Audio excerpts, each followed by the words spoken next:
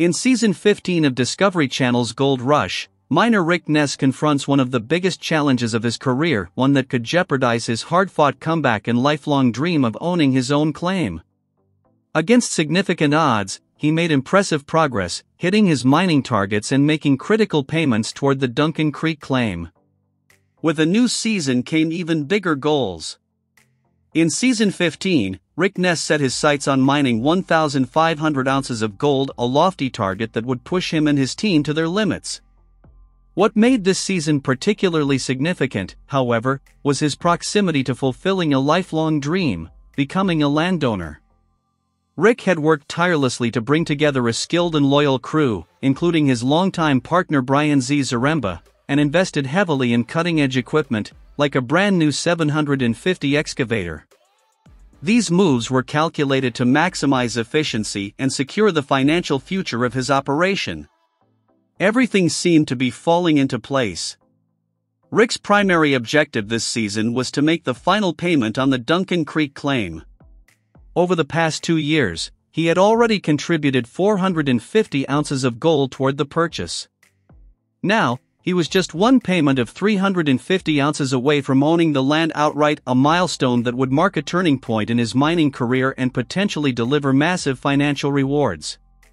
But during a critical meeting with Duncan Creek's landowner, Troy Taylor, Rick was blindsided by devastating news. The water license required to mine the claim had not yet been approved.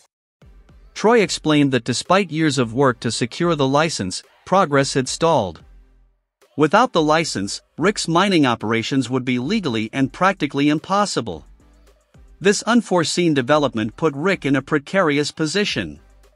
With millions of dollars already invested in equipment, infrastructure, and manpower, the inability to mine would result in catastrophic losses.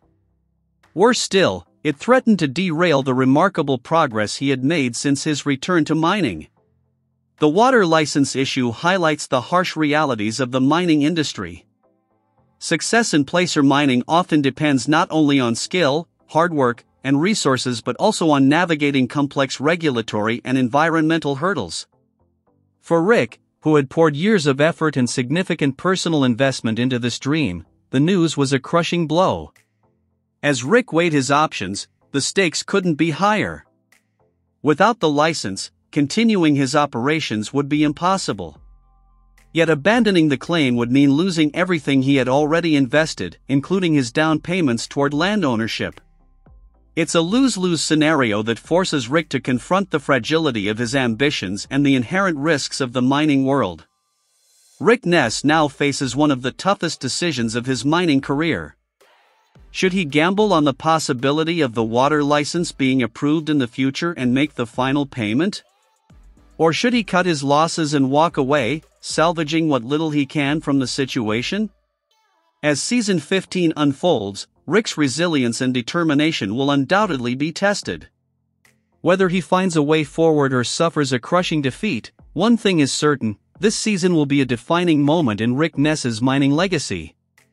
2 years ago, Rick had struck a deal with claim owner Troy Taylor to buy the land. The agreement required a hefty down payment of 400 ounces of gold, followed by a final payment of 250 ounces. With just one payment left, Rick could almost taste the freedom and opportunity that owning the claim would bring. With one more payment comes a whole lot of freedom, and I'm excited about it, Rick said confidently. The shocking news. Rick's optimism took a sharp turn during a routine meeting with Troy to finalize the last details of the payment.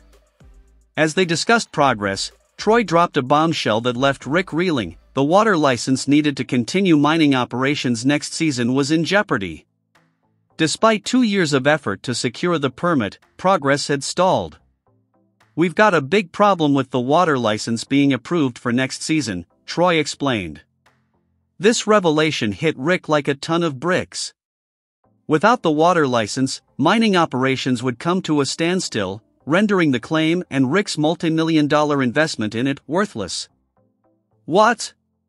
But we're getting it, right?" Rick asked, visibly shaken. "I thought so," Troy replied, "but progress has stopped. The way it's going now, I can't guarantee we'll have the license next year." A dilemma with no easy solution. Rick's dreams of owning Duncan Creek now hung in the balance. The weight of the situation was immense. Over the past 2 years, Rick had poured his heart, soul, and finances into this project. "I've got millions of dollars invested in this. I've put over a quarter of my lifetime into this project. Walking away with nothing, it's not looking good," Rick lamented. The uncertainty around the water license presented a gut-wrenching dilemma. Should Rick proceed with the final payment, knowing the future of the claim was uncertain? Or should he cut his losses and walk away, forfeiting everything he'd already invested? If you can't mine it, can't sell it, and can't live on it, what am I even paying for? Rick asked in frustration. Why wouldn't I just take what's left of the water license, get what I can, and leave at the end of the year without paying the final installment? Troy, while sympathetic, was firm in his response. "If you walk away now, you lose everything, there's no refund, nothing," he explained. A future hanging by a thread. For Rick, the situation feels like a lose-lose scenario. If he walks away, he forfeits all the work and money he's invested. If he stays, he risks sinking even more resources into a claim that may not be operable without the water license. "It looks like I'm losing either way here," Rick said. "I just didn't see this coming. My entire future is hanging in the balance, and I don't know what to do." Rick's frustration is palpable. After years of overcoming obstacles and setbacks, he feels as though every step forward is met with 2 steps back. "Every time I think I'm a step ahead, it feels like I'm 2 steps back. I've had enough, I don't even know what to say anymore." Troy, meanwhile, expressed his hope that Rick can find a way forward. "I want Rick to succeed, but if he bails now, it's over," Troy said, underscoring the gravity of the decision Rick faces. "This season, he's clearly struggling with a lot," a crew member observes, their concern palpable. "Personally and otherwise, I know he's got more on his plate this year." Rick's stress is evident to those around him. One evening, a crew member stops by to check in. "You missed dinner the last couple of nights. Just making sure everything's okay," they say gently, hoping to lift some of the weight off his shoulders. Rick pauses before opening up, his voice tinged with exhaustion and frustration. "I've been talking with Troy," he begins, referring to the landowner of Duncan Creek. "It's looking like they may not approve our water license for next year. That really hit me hard. I feel bad I'm not out here with you guys, but it's just dragging me down. This is everything I've invested in, not just this place, but my entire business." His words hang heavy in the air, a stark reminder of the immense pressure he's under. "This was supposed to be the last year paying this off," Rick continues, the weight of disappointment evident in his tone. "I was planning to set myself up for whatever I wanted to do with the rest of my life." Hearing this, another crew member offers a mix of empathy and realism. "I know you didn't come up here for a quick grab. This was always a long-term thing. But if this ship is sinking, why throw any more money at it? It's not fun to think about, but unfortunately, it's sitting right there in front of you." Rick nods, taking in their words as he reflects on the gravity of his situation. "This might be the last year mining," he admits, his voice barely above a whisper. "I don't know if I've got it in me, financially or emotionally. I've got decisions to make." The crew, aware of how much this dream means to him, rallies around their leader. "We've got your back," one reassures him. "Whatever you need, we're here." Rick manages a faint smile. "I appreciate it. I'll get back down there," he says, trying to summon the strength to carry on.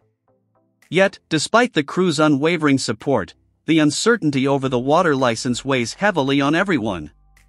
The thought of potentially losing years of effort and investment looms large, casting a shadow over their once hopeful plans. "I don't know what he's going to do," a crew member later confides. "Hopefully, we see him tomorrow, down there in the cut." The team waits, unsure of what the next day will bring. Rick's dream, and their collective effort, hangs in the balance as the harsh realities of the mining industry take their toll.